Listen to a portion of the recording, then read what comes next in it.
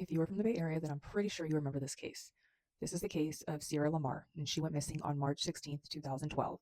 She left her home at approximately 7:15 a.m. while living in Morgan Hill, California, and was supposed to have walked only a block to the bus stop near her home to attend school. Unfortunately, the area she lived in was newly developed, so it was a lot of open fields, and she was the only person from her area that got picked up there at that bus stop. Morning, her mom, Marlene, actually texted her a few times just to remind her of the chores that she still had to do when she got home from school. Marlene realized throughout the day that she never heard back from Sierra, but she figured, you know what, she's in school, I'm not going to bother her. After school, Marlene calls her. Sierra doesn't answer. She doesn't call her back. So Marlene's like, you know what, I'm going to go home and check in on her. She heads home and realizes that Sierra is not at home.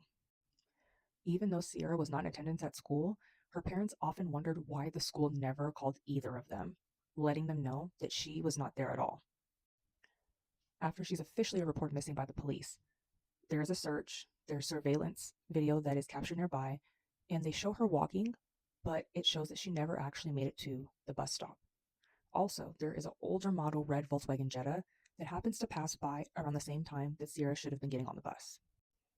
I couldn't find where this tip came in, but the following day on March 17th of 2012, it was said that there was a shed area checked, and near the shed area there was just this unknown black bag. Inside the bag, they found Sierra's shoes, her pants, and her San Jose Sharks sweater.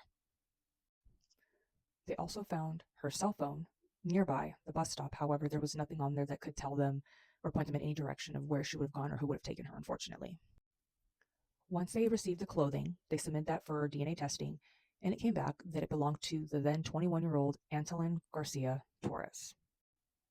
Now, this POS lived about 7 miles away from the bus stop, and there was surveillance footage from around his residence that showed he left his house that same morning on March 16th, 2012, at around 7 a.m., meaning it would take him around exactly 15 minutes to get to her point of that bus stop.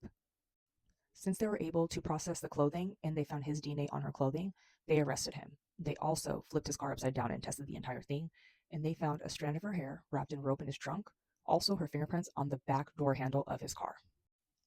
Even till this day, no body, unfortunately, has been found.